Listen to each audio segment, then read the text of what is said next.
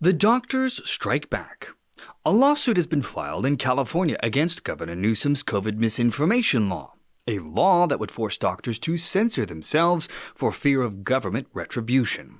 And now a judge has issued a preliminary injunction, blocking the California law from being enforced, for now. That is the subject of today's episode. And so from Trial Site News, I am Adrian, and our episode is starting right now.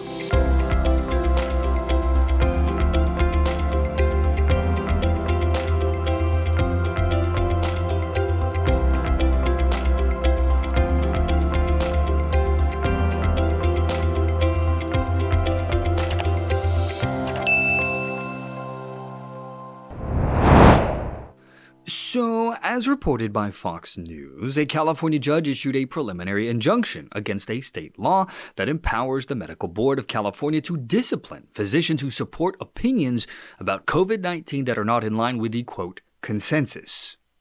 Essentially what this means is that physicians would be prohibited from communicating any nuanced risk associated with mRNA COVID-19 vaccines, for example, to their patients without the potential for having their license revoked. Key to the California law is Section C, which establishes that the safety and efficacy of COVID-19 vaccines have been confirmed through evaluation by the Federal Food and Drug Administration, and the vaccines continue to undergo intensive safety monitoring by the CDC. But of course, we here at Trial Site News will remind everyone that safe is a relative term. The law doesn't acknowledge that at least some people are becoming injured and even dying from the vaccine. Some cohorts, such as the immunosuppressed or cancer patients, may have issues with the COVID-19 vaccines, while younger people's risks may be negligible from Omicron. At this point, there is an acknowledged risk of cardiovascular events such as myocarditis and pericarditis in the FDA's own package inserts. And of course, let us not forget the WHO, or the World Health Organization, who has acknowledged this potential rare risk. As we've pointed out in previous videos, the World Health Organization has gone on the record about the mRNA vaccines, saying that very rare cases of myocarditis and pericarditis have been observed following vaccination with the mRNA COVID-19 vaccines. These cases occurred more often in younger men and after the second dose of the vaccine, typically within a few days after vaccination. Current evidence suggests a likely causal association between myocarditis and the mRNA vaccines. And they go on to say that vaccinated individuals should be instructed to seek immediate medical attention if they develop symptoms indicative of myocarditis or pericarditis, such as new onset and persisting chest pain, shortness of breath, or palpitations following vaccination. With this law, known as Assembly Bill 2098, California's elite political class have legislated what doctors could and could not say, given that the state has the authority to revoke a physician's license. Or at least it would have, but now the law is on hold while it works its way through the courts.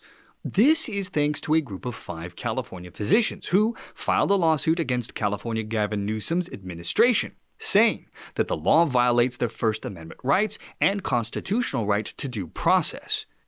Dr. Aaron Cariati, one of the listed physicians in the lawsuit, posted about this preliminary injunction, halting the implementation of the law on Twitter, saying that, breaking, judge just granted our request for a preliminary injunction against AB 2098, the gag order on physicians in California. This effectively halts the implementation of this terrible law while our case is being tried. The ruling bodes well for our case.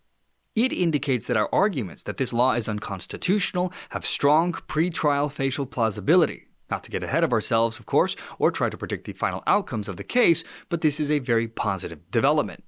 So grateful to be a part of this superb and courageous team of doctors and lawyers fighting for medical freedom and informed consent in California. And finally, the doctor wrote that one more detail here, the preliminary injunction ruling also establishes that we 5 physicians have standing to challenge the law. This is important because a similar challenge filed against AB 2098 was dismissed based on a ruling that the plaintiffs lacked standing.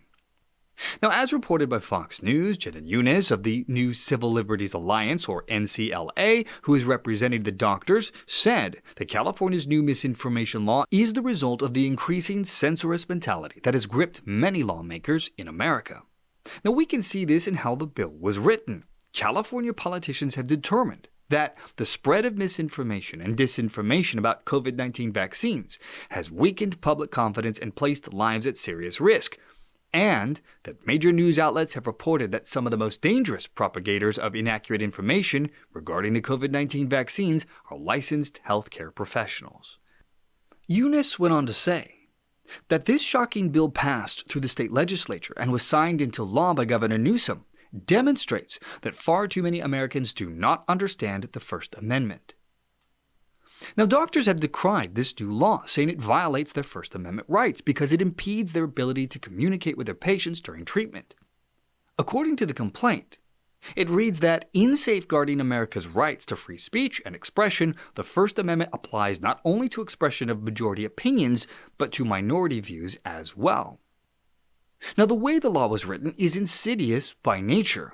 Let's take a look at Section 2270A, which reads, "It shall constitute unprofessional conduct for a physician and surgeon to disseminate misinformation or disinformation related to COVID-19, including false or misleading information regarding the nature and risks of the virus, its prevention and treatment, and the development, safety, and effectiveness of COVID-19 vaccines."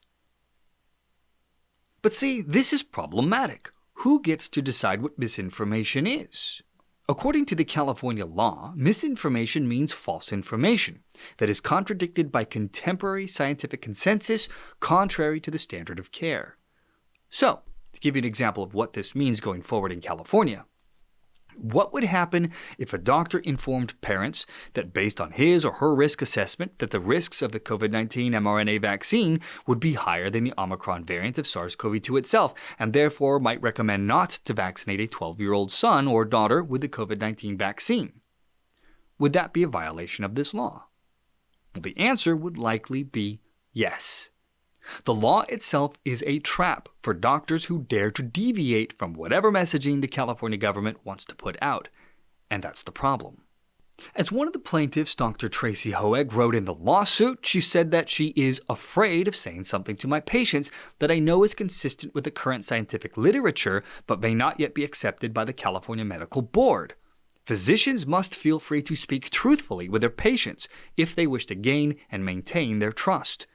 And she went on to say that the California law puts physicians who are simply trying to give appropriate and individualized recommendations in a difficult position, particularly considering they may not know what the California Medical Board's consensus is, or if it also evolves as our understanding evolves. Now, it will be of great interest to us here at Trial Site News how all of this plays out in the courts going forward. And naturally, of course, we will keep you updated on how everything shakes out. And that, my friends, will bring our episode to a close once more. As always, thank you so much for joining me on the program today.